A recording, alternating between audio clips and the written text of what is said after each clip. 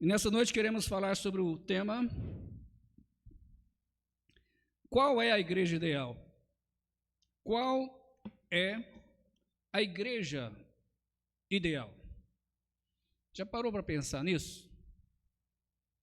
Já parou para pensar qual igreja é ideal? Qual igreja eu devo frequentar? Talvez você já teve uma pergunta na sua mente, né? Qual igreja é melhor, né? E hoje nós vamos saber, amém? O nosso texto é Mateus capítulo 16, versículo 18. Mateus capítulo 16, versículo 18.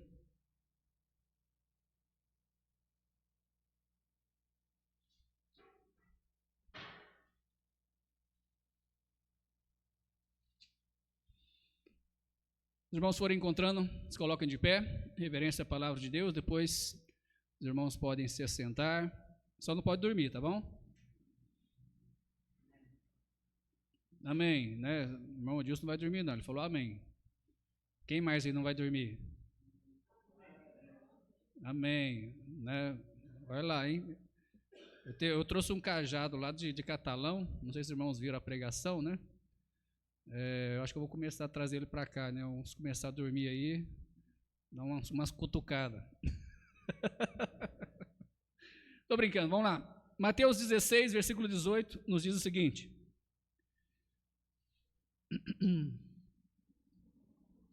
E também eu te digo que tu és Pedro, e sobre esta pedra edificarei a minha igreja, e as portas do inferno não prevalecerão contra ela. Irmãos, aqui é uma promessa, amém? É uma promessa. As portas do inferno não têm como prevalecer contra a igreja, porque Jesus já falou que não vai, não tem como, né? E eu confio nas palavras do Senhor Jesus. Vamos orar, depois vamos discorrer a mensagem. Pai, mais uma vez chegamos na Tua presença para principalmente pedir realmente a unção do Senhor, o Seu Santo Espírito nessa noite possa realmente trabalhar em nossas vidas, estar com a minha boca, que realmente possa transmitir apenas a Sua palavra, e ao mesmo tempo nos corações o Santo Espírito possa estar convencendo, ensinando, tirando as dúvidas, e é em nome do Senhor Jesus que oramos agradecidos. Amém. Os irmãos podem se assentar, mas não dormir.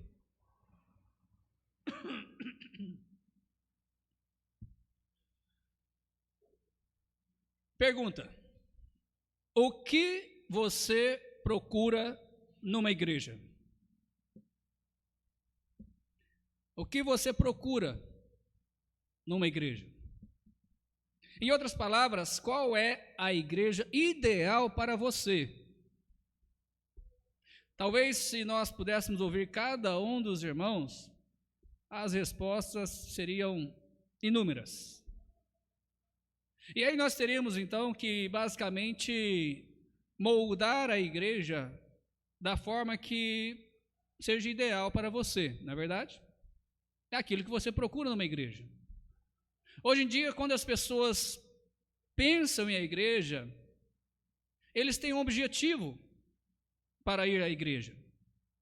Eles esperam, eles têm expectativas, e eles vão com aquele objetivo na igreja. Se eles não encontram aquilo que eles estavam procurando, eles saem e talvez nunca mais voltam, porque não satisfez a sua vontade humana. Então, o que você procura numa igreja? Talvez eu possa te ajudar aqui. Talvez você procure uma igreja que tenha uma música boa, uma música animada, uma música atual, né? Da nossa época, uma música ritmada para animar o povo. Talvez você procura a pregação da palavra de Deus. Talvez você vai na sua igreja porque você quer ouvir a palavra de Deus, você quer que se pregue a palavra de Deus. Talvez para você a pregação tem que ser forte, mas não severa. Talvez para você a pregação tem que ser bíblica, mas não enfadonha. Talvez a pregação tenha que ser prática para você, mas você não gosta de pregação legalista e muito exigente. Tem que ser ideal para você, mesmo que você procure a pregação da palavra de Deus. E talvez também outros possam dizer, né, eu vou na igreja por causa, né, é um lugar bom para ir. Tem pessoas legais, tem um pastor legal, né, tem uma boa conversa, um bom papo, fazemos novas amizades, é gostoso ir na igreja, então eu vou na igreja por causa disso. Bom, todo mundo, como eu já disse, irmãos, vai na igreja por algum motivo. E talvez tenha aqui outros motivos que eu nem relacionei aqui, apenas alguns exemplos aí, pelo menos os mais procurados numa igreja é isso, né? A música, a pregação e relacionamentos, né? Agora a minha pergunta segundo o texto que nós lemos, Mateus 16, 18, quem criou a igreja? Quem fundou e começou isto que as pessoas chamam de igreja? Quem foi? O Senhor Jesus Cristo. Resposta certa. Outra pergunta. Então, se foi o Senhor Jesus que criou, fundou, começou esse negócio de igreja, então quem deveria, irmãos, ditar as regras ou dizer como deve ser a igreja? Quem deveria? Alguma denominação? Os batistas, é isso? Porque somos batistas, deveria ser os batistas, não é verdade? Não? Não acredito. Com certeza não, verdade, estou brincando, né? Talvez os assembleianos, os presbiterianos, os católicos. Quem deveria ditar, então, as regras da igreja? Ou como realmente deve ser uma igreja? É alguma denominação? Não, então deve ser alguma pessoa, não é verdade? Ou as pessoas, né? Algum crente, alguém que vai à igreja, ele deve, como eu já disse para os irmãos, o que você procura na igreja? Vou fazer uma lista aqui, eu vou moldar a igreja de acordo com o que você quer. É isso, não é? Sim ou não? Então, quem deveria ditar as regras de como deve ser uma igreja? Denominação, nós, ou quem criou a igreja? O Senhor Jesus Cristo. Logicamente, a resposta, o Senhor Jesus Cristo. Mas nós vemos, infelizmente, hoje, se você entrar numa igreja, numa denominação, você entra lá, você vê algo. Você sai daquela denominação, você entra em outra denominação. Eu vou aqui tentar colocar só os evangélicos, ok? Você entra em outra denominação evangélica, é evangélico também. Mas você chega lá, é outra coisa totalmente diferente. Aí você sai dessa segunda igreja evangélica, você vai para uma terceira igreja evangélica, outro nome, outra denominação, você entra lá e você vê, ué, mas isso aqui é diferente das duas primeiras que eu fui, mas é evangélico ou não é? Aí pergunto, será que realmente estão todos seguindo o mesmo líder? Será que estão todos seguindo as diretrizes do mesmo Senhor da igreja? Ou será que o que eu já falei é o que tem acontecido? As pessoas têm moldado a igreja de acordo com o freguês. E o freguês é as pessoas, né, que chegam e falam, a igreja tem que ser assim, tem que ser assim, tem que ser assim. Aí o pastor ou a liderança vai lá, não, vamos fazer assim então. Senão perde os membros, né? E aí não entra din-din, né? Aí dá problema. Eu sei que é duro o que eu estou falando, mas é a realidade, infelizmente. Irmãos, então podemos dizer que a igreja ideal, a igreja realmente, a melhor igreja que existe, não é aquela baseada ou fundada debaixo dos moldes humanos, mas por ser a igreja de Cristo. Não é a igreja dos batistas, não é a igreja dos assembleianos, dos presbiterianos ou outra denominação, não é a igreja dos católicos. Por ser a igreja de Cristo, deve funcionar debaixo dos moldes do Senhor Jesus Cristo e da sua palavra, com o intuito de agradar a quem? A igreja vive para agradar a quem, irmãos? É para agradar a nós, não é? É para agradar o pastor, não é verdade? Pastor Marcos aqui. Ninguém vai falar amém? Não, né? De jeito nenhum. Misericórdia, né? A igreja é para agradar a Cristo. Pelo menos deveria ser. E não agradar o ser humano. E não agradar as pessoas que chegam. E não agradar o pastor da igreja. Todos são falhos, todos são pecadores, inclusive o pastor. E nós podemos falhar, mas se nós tivermos realmente a mesma diretriz, as mesmas leis, vamos estar dentro daquilo que o Senhor Jesus estipulou. Mas se começarmos a olhar para as pessoas, para o que elas acham de como deve ser a igreja, para o que elas dizem de como deve ser a igreja, aí acontece o que existe hoje, né? Várias igrejas, aonde você entra em várias igrejas evangélicas e cada uma diferente da outra. Ou seja, ninguém sabe para onde está indo, ninguém sabe o que faz, mas o povo evangélico tem várias classes de evangélicos, né? Como nós já pregamos em outras mensagens também. Se todos fossem bíblicos, a igreja seria uma só. E não haveria diferença. Você entraria numa denominação de nome, por exemplo, né? Você entraria na presbiteriana, depois entraria na assembleia, é igual, porque são bíblicos. Quais são, então, estes moldes da igreja ideal? Quais são, então, esses moldes da igreja ideal como igreja de Cristo? Nós poderíamos ver várias coisas, biblicamente falando, mas hoje vamos ver apenas 2 moldes. Queremos ver apenas 2 fundamentos, bem básicos, da igreja, colocados por quem? Pelo Senhor Jesus Cristo, o cabeça da igreja, o dono da igreja, aquele que fundou a igreja e disse que as portas do inferno não vai prevalecer contra ela. Primeiramente, então, o primeiro fundamento é o nome. O nome é Batista, não é verdade? Vocês não concordam comigo em nada, hein? Estou brincando de novo, né? Não é Batista, não.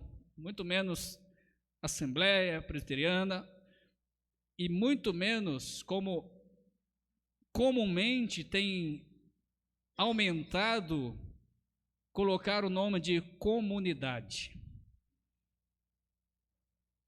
O texto que nós lemos não diz comunidade. Mateus 16, versículo 18. E também eu te digo que tu és Pedro, e sobre esta pedra edificarei a minha comunidade, não é verdade? É a igreja. Há uma grande diferença dessas 2 palavras. Edificarei a minha igreja. O primeiro fundamento é o nome, e o nome é igreja. Curiosidade, principalmente se você concorda com a tal da comunidade. A palavra igreja aparece apenas 73 vezes no Novo Testamento. Pouquinho, não é verdade? No plural ainda aparece mais 35 vezes a palavra igrejas. Comunidade aparece uma vez apenas. E nem se trata da igreja, se trata do povo de Israel. Então não tem nada a ver, não é um fundamento, não é bíblico, não é o que o Senhor Jesus mandou. O nome da igreja é igreja e não comunidade ou até outros nomes que possam existir por aí, como tem se alastrado, como eu disse, né, fazendo a igreja ser conforme os moldes humanos, ao gosto do freguês.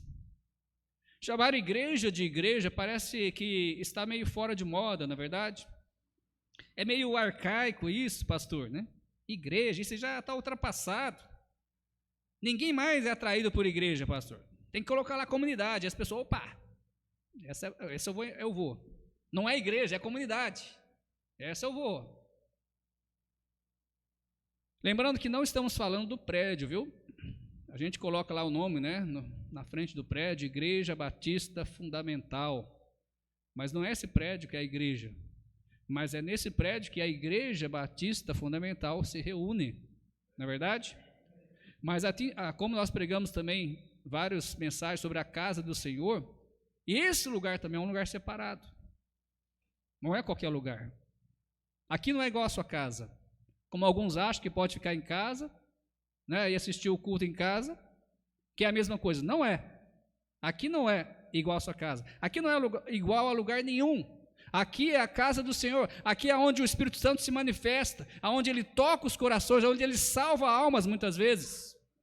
Aqui é o lugar propício para isso. Mas, infelizmente, as pessoas têm perdido o sentido do que é igreja. E até o nome que o Senhor Jesus colocou, igreja, tem sido tirado da frente desses prédios. O que é a igreja, irmãos? O que é a igreja? 1 Pedro 2,9, nós pregamos outro dia nesse texto também, né? Falamos sobre ele um pouco, mas a igreja é bem claro em 1 Pedro 2,9, mas vós sois a geração eleita. A igreja é a geração eleita, a igreja é o sacerdócio real, a igreja é a nação santa, a igreja é o povo que foi adquirido pelo sangue de Cristo, e nós temos uma missão para anunciar as virtudes de Deus, daquele que nos chamou das trevas, porque antes estávamos em trevas, estávamos perdidos, para a sua maravilhosa luz. Agora estamos na luz, no caminho da luz. Agora nós enxergamos muito bem, porque nas trevas você não vê nada. Vamos apagar as luzes aqui. Eu não vou conseguir ler, não vou conseguir. O notebook até que dá para ver que vai ficar claro, né? Mas se acabar a energia, aí não dá para ver mais nada. Quando nós estamos na luz, conseguimos enxergar claramente tudo. O problema é que as pessoas que estão em trevas, eles não conseguem enxergar a maravilha que é ser salvo. Eles não conseguem enxergar como é gostoso pertencer a Cristo, como é gostoso pertencer à igreja. E a palavra igreja, ou eclesia, que é a palavra original, ela significa o quê? Ela tem significado de chamados para fora. Deus está nos chamando para fora desse mundo vil, para fora desse mundo pecador. E antigamente essa palavra era usada também para convocar os gregos para reuniões públicas da cidade. Isso séculos antes de Cristo. E aí Jesus usou esta palavra: edificarei os chamados para fora, a minha igreja, aqueles que foram chamados para fora desse mundo, foram salvos, nasceram de novo, foram redimidos, agora eles têm vida eterna, agora eles vão estar comigo por toda a eternidade.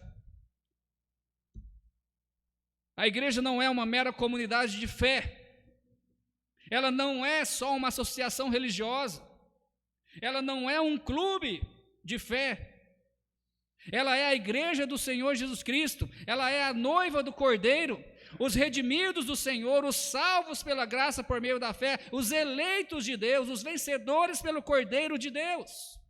Esta é a igreja. Por isso a igreja precisa ter cara de igreja. Você tem aparência de igreja. A igreja precisa ter o espírito de igreja. Lembra do apóstolo Paulo e o estudo que nós demos domingo passado, né, o último domingo? Que havia pessoas dentro da igreja pregando um outro evangelho e um outro espírito. A igreja precisa ter cara de igreja, mas precisa ter o nome, né, e o espírito de igreja. O Espírito que trabalha na igreja é o Espírito Santo. E o Espírito Santo não é um espírito de confusão, como acontece em muitas igrejas, uma bagunça, uma gritaria, línguas que ninguém entende nada, não edifica ninguém, só edifica a si mesmo, como o apóstolo Paulo mesmo falou na sua palavra. A igreja, ela precisa ter como cabeça o Senhor Jesus Cristo. Ele é o verdadeiro dono da igreja. Hebreus capítulo 12, versículo 23, olha o que diz. A universal assembleia, e não é a Assembleia de Deus, né? No caso, a que nós conhecemos, mas aqui da Bíblia é a Assembleia de Deus, né? Não estou aqui falando mal daqueles que é da Assembleia de Deus, né? Mas só brincando um pouquinho, né? A universal assembleia e igreja dos primogênitos. É interessante, não sei se você sabe, mas a igreja, ela é maravilhosa, porque eu tenho irmãos espirituais, irmãos em Cristo, lá da África. Eu tenho irmãos em Cristo, irmãos, lá de Portugal, lá do Canadá, e até no meio dos índios, eu tenho irmãos em Cristo.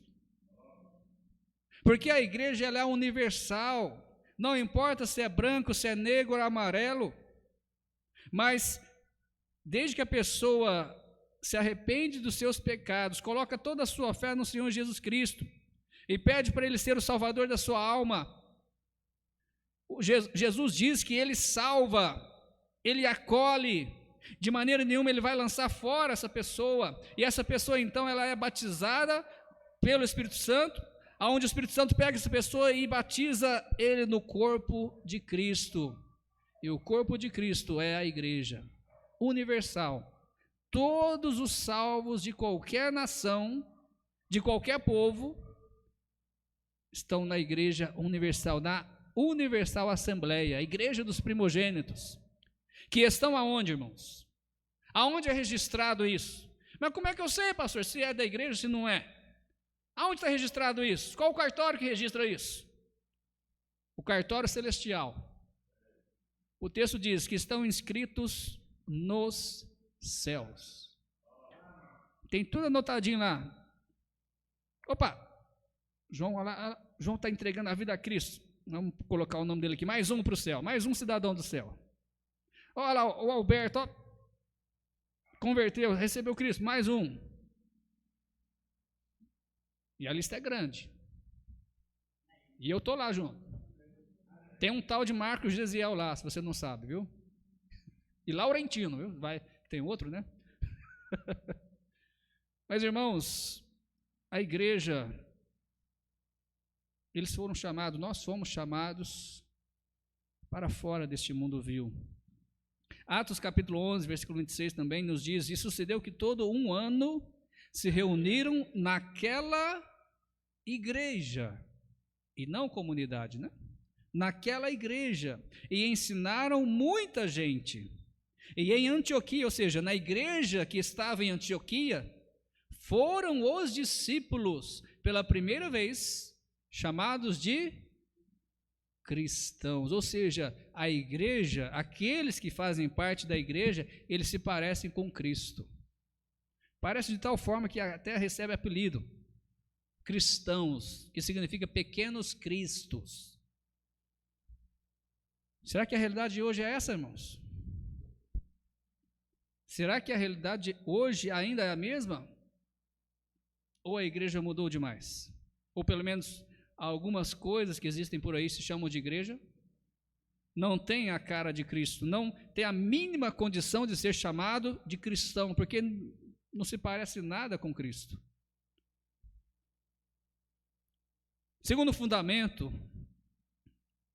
não é só o nome, mas também Jesus colocou a natureza e a missão da igreja. 1 Coríntios capítulo 1, versículo 2, a Bíblia nos diz também, né? Fora o texto que nós já lemos, Mateus 16, 18.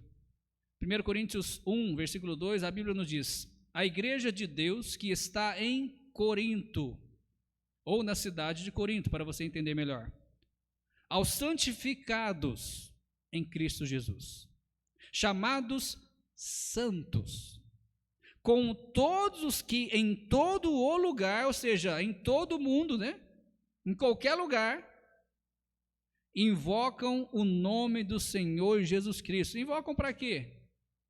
Para a salvação. Clamam a Ele: Senhor, salva minha alma. Eu arrependo dos meus pecados, me faz uma nova criatura. Automaticamente, novamente, repito, né, o Espírito Santo pega essa pessoa e batiza ela no corpo de Cristo. Aqui nós estamos falando de uma igreja e ao mesmo tempo da igreja universal, né? A igreja que estava em Corinto e todos que invocam o nome do Senhor Jesus Cristo, né? Em todo lugar. E aqui a palavra de Deus nos dá aí a natureza da igreja. A igreja é santificada por Deus. E a sua missão, conforme Mateus 16, 18, é derrubar as portas do inferno.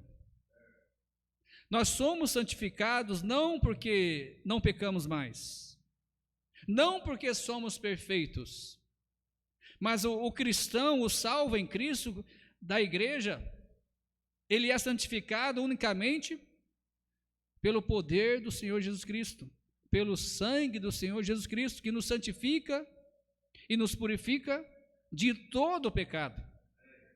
Então sabemos, irmãos, que a igreja tem um inimigo. Estamos numa guerra. Não estamos de férias. Não estamos apenas viajando por este mundo e conhecendo e aproveitando as maravilhas. Nós estamos aqui com uma missão. E essa missão inclui inimigos. E segundo aí as palavras do Senhor Jesus Cristo, nós temos inimigos.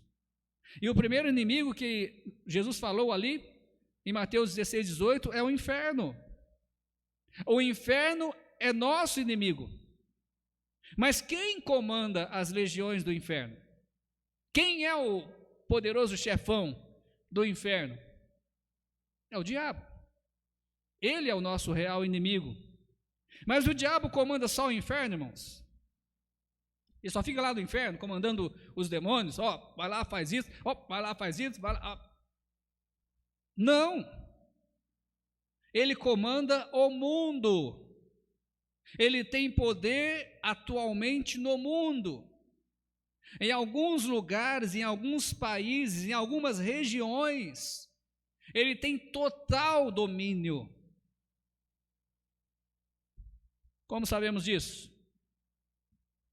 Primeiramente, 1 João capítulo 5, versículo 19, nos diz, 1 João capítulo 5, versículo 19, nos diz: sabemos que somos de Deus. Nós sabemos disso, amém? Sabemos que somos de Deus. E que todo o mundo, é isso mesmo? Não é só o Brasil? Não é só a África? Não é só a Alemanha? Não, todo mundo. Sabemos que somos de Deus, temos essa certeza.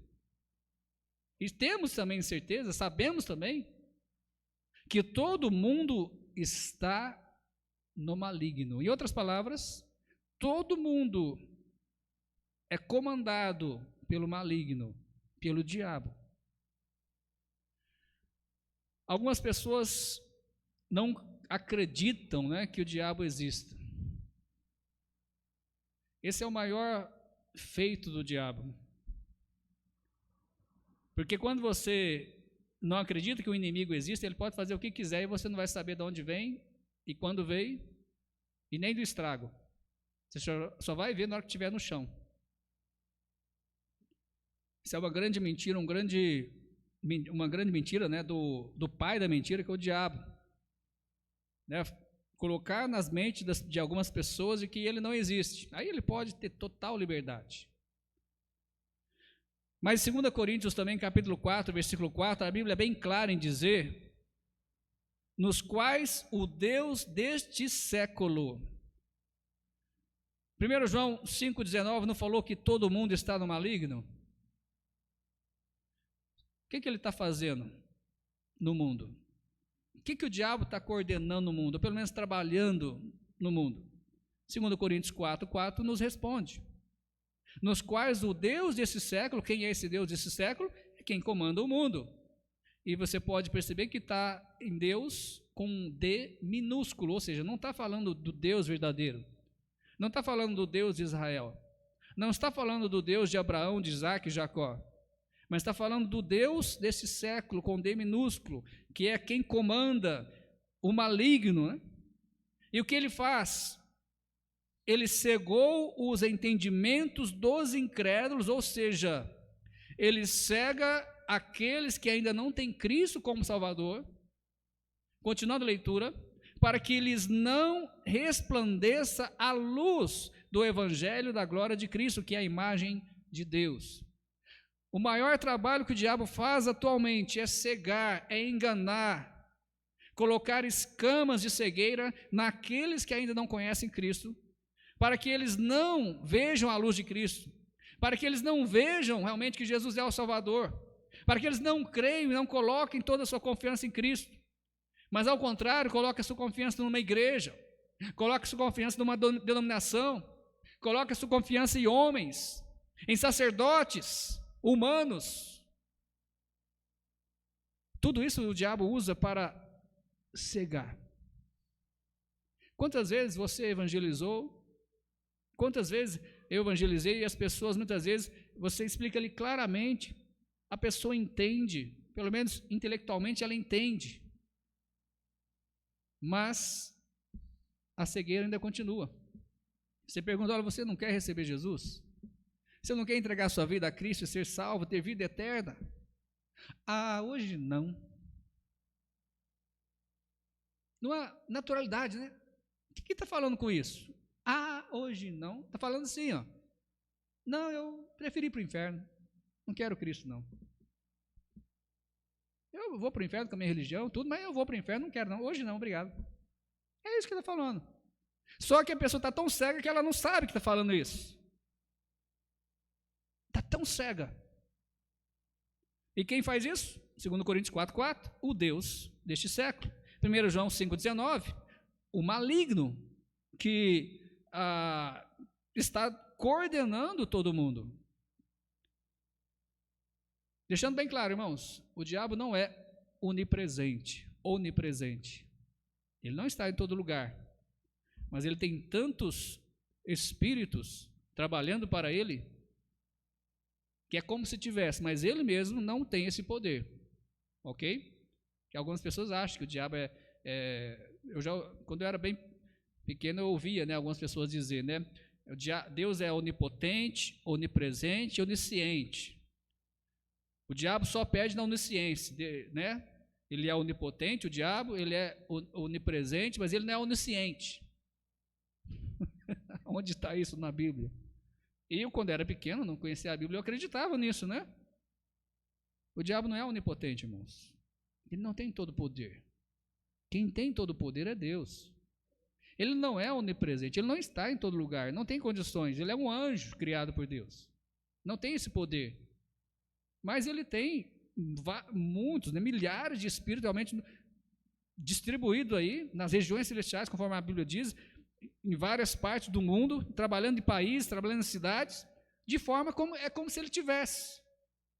Mas ele pessoalmente não está.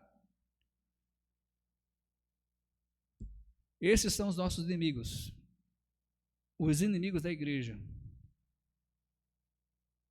O que a palavra de Deus fala sobre o mundo? Não só que o diabo é quem coordena o mundo, mas algo mais pesado, 1 João 2,15, não ameis o mundo. Se parasse por aqui, estava até fácil, mas aí a Bíblia é mais clara, nem o que no mundo há. Não é só não amar o mundo, mas nem o que tem no mundo. E nós muitas vezes enraizamos tanto as nossas raízes nessa terra, como se fôssemos viver aqui eternamente, né? Como se nunca fôssemos partir, como se nunca fôssemos morrer. Isso era amor ao mundo, muitas vezes. E a Bíblia diz que quem ama, se alguém ama o mundo, o amor do Pai não está nele. Eu já falei outras vezes, repito hoje, né? Deus não quer 99% do seu coração. Ele quer 100%. Se 1% do seu coração está neste mundo, ou nas coisas desse mundo, nos prazeres desse mundo, não serve para Deus. Ou é 100%, ou não tem, ou nada feito, né? Não tem negócio. Por isso que muitos, quando nós pregamos também o Evangelho, eles dizem, não, eu vou aproveitar a vida primeiro, né? Porque não querem largar o mundo, não querem largar os seus vícios, não querem largar os seus costumes, e muitas vezes costumes pecaminosos, né? A igreja ideal, irmãos, ela é diferente. Ela não se parece em nada com o mundo. Os que fazem parte da igreja ideal, da igreja verdadeira, eles não parecem com o mundo. Eles não falam como o mundo. Eles não se vestem como o mundo. Eles não vivem como o mundo, ou pelo menos buscando as mesmas coisas que o mundo, aquelas que estão sem Cristo, buscam. É uma igreja santa. É uma igreja separada. Essa é a igreja ideal. Ela não tem nada a ver com o inferno. Ela não tem nada a ver com o diabo. E ela não tem nada a ver com o mundo, como eu já disse. Ela não deixa nada do inferno nem do mundo entrar dentro dela. Em algumas igrejas, os cultos são verdadeiros cultos mundanos, voltado para a carne, voltado para a satisfação humana. Existem muitas igrejas que têm a cara do mundo. Uma certa vez, lá em Franca, eu passei na frente de um lugar, eu pensei, olha, é uma danceteria. Luzes apagadas, aquele sonzão lá dentro, tchá, tchá, tchá, tchá. Né? Aí eu dei uma olhadinha lá dentro, olhei a placa, igreja. Não tinha nada de igreja ali dentro. Os irmãos sabem o que é danceteria, né? Eu nem sei se isso existe mais, né? Eu até estava conversando com a Tamara outro dia, né? Em Franca tinha, né? Na minha adolescência. Existem muitas igrejas que têm a cara do mundo, o jeito do mundo, os costumes do mundo, tudo do mundo.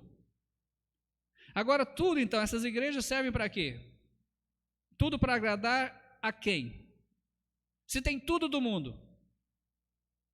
Resposta difícil, não é verdade? Fácil demais. Se tem tudo do mundo, é para agradar as pessoas do mundo. E não para agradar a Cristo. Porque Cristo mesmo, ele falou que ele não é deste mundo. Ele não tem nada a ver com este mundo, e nem nada a ver com o príncipe deste mundo. Ele falou isso. Então, se as igrejas hoje em dia estão voltadas para o mundo, tem tudo do mundo, tem a cara do mundo, essas igrejas não são para agradar a Cristo. E não são ideais, porque nós estamos falando sobre a igreja ideal. Agora, será que Jesus, se vivesse hoje, se Jesus nascesse hoje, aqui em Araguari, no bairro Brasília,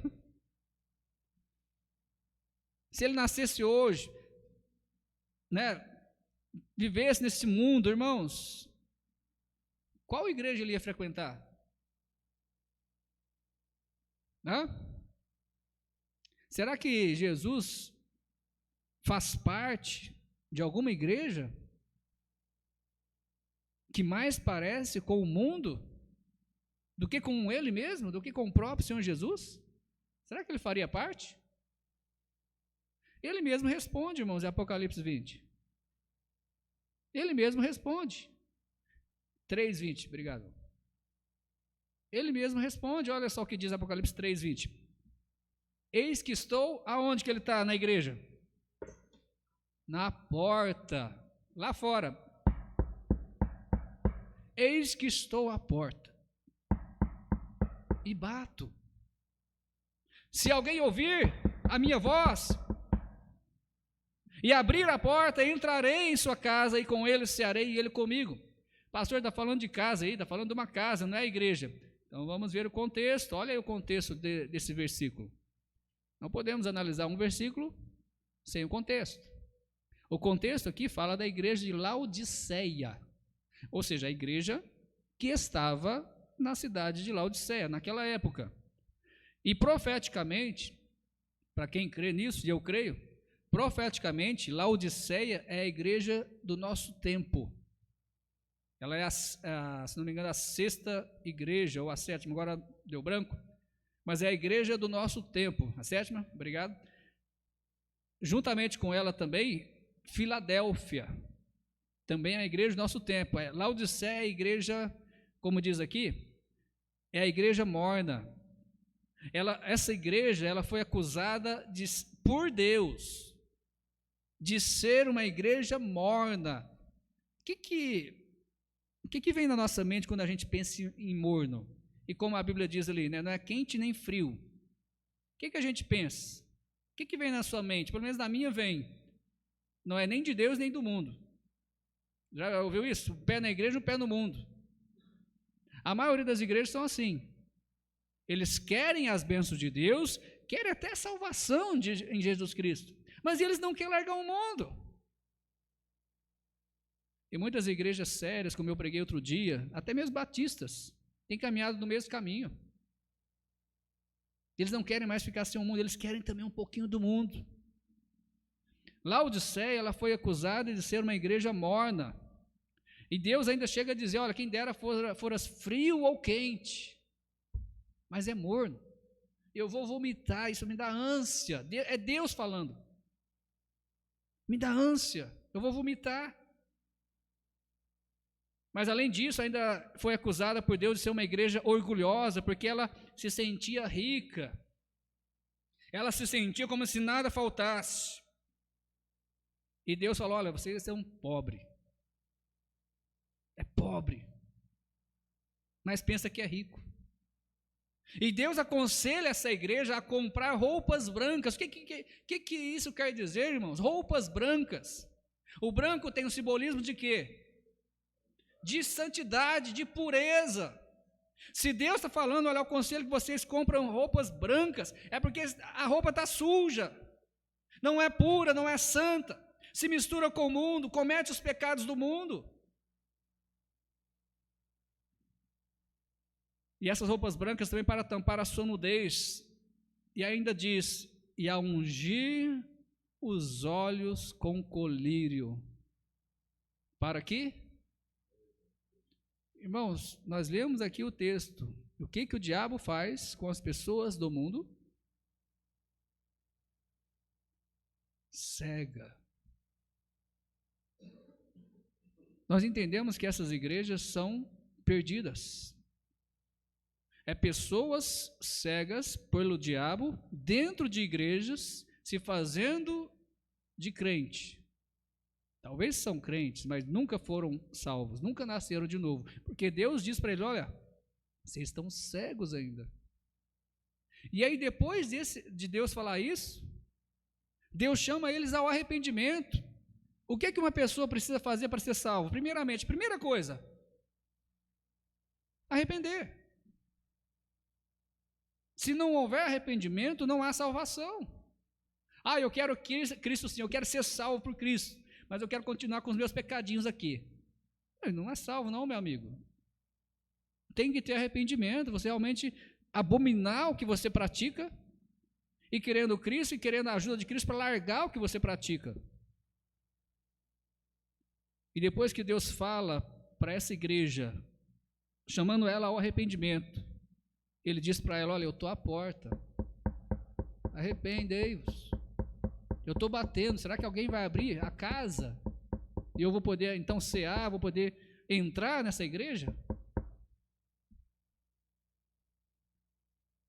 É triste isso, mas é a realidade, infelizmente. Como nós sabemos isso? Tem vários textos, não só esses que eu estou colocando aqui. Em outro momento, Jesus disse que muitos chegarão até ele e falarão, né? Senhor, em teu nome nós expulsamos demônios, nós fizemos muitas maravilhas, sinais, curas. O que Jesus vai falar para eles? Desculpe, mas né, aparta de mim, eu nunca vos conheci, nunca conheci vocês. Concluindo, qual é a igreja ideal? Qual é a igreja ideal? E eu pergunto para você, você já faz parte dos inscritos no céu? Você tem certeza absoluta que o seu nome realmente já foi escrito no céu? Você já se arrependeu de seus pecados? Já colocou toda a sua fé em Cristo? Confiou nele e confia nele como Salvador? Você tem certeza que se seu coração parar de bater agora, se cair duro aí no chão, ou cair duro aí em casa, né? Você vai estar com Cristo? Ou você não tem a mínima certeza disso? Você não sabe. Se você não sabe, não tem certeza, tem dúvida, quer dizer que você ainda está perdido. E se Deus levar a sua alma, se você partir, você vai estar por toda a eternidade no inferno, sem nenhuma chance. Sua igreja se você é crente, se você é salvo, você tem certeza, pastor, eu tenho certeza, já recebi Jesus, se eu morresse hoje, eu tenho certeza que eu vou para o céu, não porque eu sou bom, não porque eu estou permanecendo. Alguns falam assim, né? Não, hoje eu vou. Olha, o que é isso? E amanhã? Amanhã eu não sei. Mas não entendi mais nada.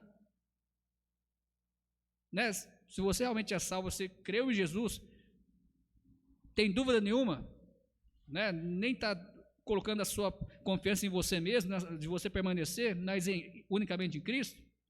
Aí eu pergunto para você, a sua igreja, aonde você está, ela realmente é inimiga declarada do inferno? Eu não estou dizendo se ela expulsa demônio, não é isso não. Eu estou dizendo se realmente ela é inimiga declarada ao ponto de não querer nada do inferno. Ela é inimiga declarada do diabo ao ponto de não querer nada do diabo. Ela é inimiga declarada desse sistema diabólico que o mundo está atualmente. Ou seja, ela não quer nada deste mundo, ela não quer parecer com este mundo. Ou a sua igreja, ou estar no mundo, né? E na sua igreja, não tem diferença nenhuma. É mesmo, pastor, é mesmo. Eu vou na igreja, eu vou no show, eu vou nas festinhas. Realmente não tem diferença nenhuma. Aí tem um problema muito sério. Porque se você está no mundo ou na igreja e não tem diferença nenhuma, essa igreja não é ideal. Não é a igreja ideal. E a minha pergunta é, você realmente pertence a uma igreja ideal? Uma igreja que é conforme os moldes de Cristo e a sua palavra, e não conforme os moldes humanos? E eu não falei placa de igreja. Eu sou batista e tenho orgulho disso, né? Pessoal, opinião pessoal, né? Do Marcos. Para mim a melhor igreja é a batista, mas eu não estou falando da igreja batista hoje. Eu estou falando da igreja conforme os moldes de Cristo, que talvez possa ser batista ou outras denominações, não sei. Eu conheço a batista. Eu estou dentro dela, então eu sei como é. Eu não posso falar das outras. Algumas eu andei passando por aí, né? Mas não posso falar, também seria antiético. Mas a pergunta fica, sua igreja é uma igreja ideal, conforme os moldes de Cristo? Ou conforme o gosto do freguês? Vamos colocar de pé e vamos orar.